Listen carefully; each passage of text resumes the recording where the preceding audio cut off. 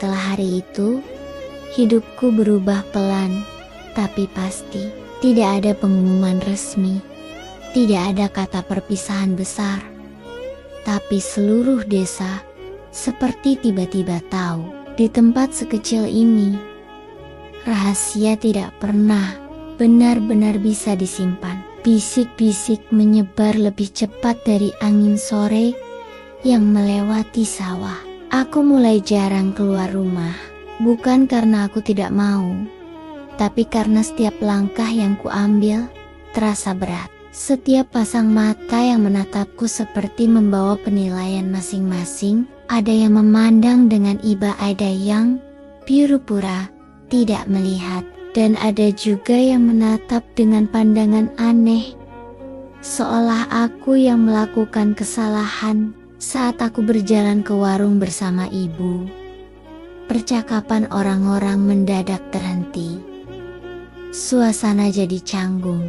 Aku bisa merasakan itu. Beberapa ibu-ibu menatapku dari ujung mata, lalu saling berbisik pelan. Tidak ada yang bertanya langsung padaku. Tidak ada yang berani bicara terang-terangan. Tapi sikap mereka cukup membuatku ingin menghilang. Ada juga yang bersikap seolah semuanya biasa saja. Mereka tersenyum, menyapaku.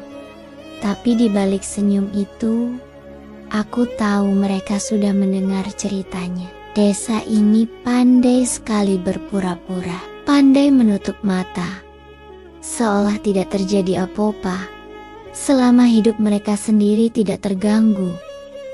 Aku masih sekolah, tapi suasananya tidak lagi sama. Teman-temanku mulai menjaga jarak. Ada yang tetap baik, tapi kebanyakan hanya menyapa seperlunya.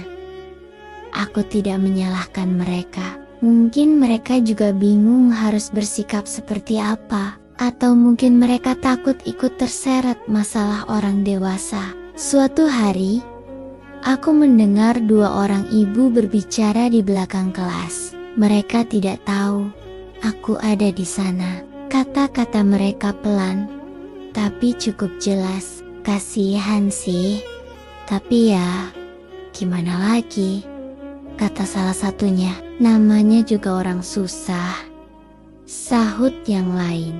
Kalimat itu terus terngiang di kepalaku. Kasihan, tapi ya gimana lagi, seolah penderitaanku adalah hal yang wajar. Seolah semua ini memang sudah seharusnya terjadi padaku.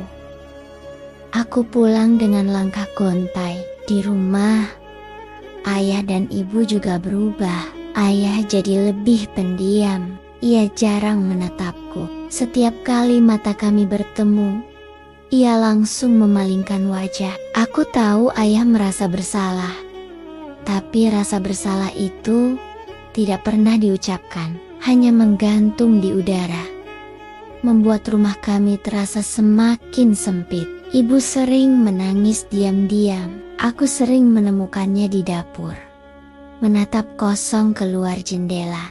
Kalau aku mendekat, ibu buru-buru menghapus air mata dan tersenyum. Senyum yang membuat hatiku semakin sakit. Aku mulai merasa seperti beban, seolah keberadaanku hanya mengingatkan mereka pada keputusan yang sudah diambil, keputusan yang tidak bisa ditarik kembali.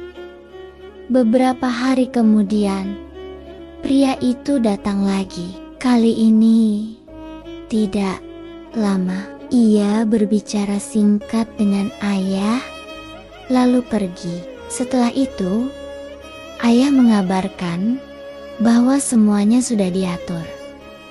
Aku akan segera ikut pria itu ke kota. Tidak disebutkan kapan tepatnya.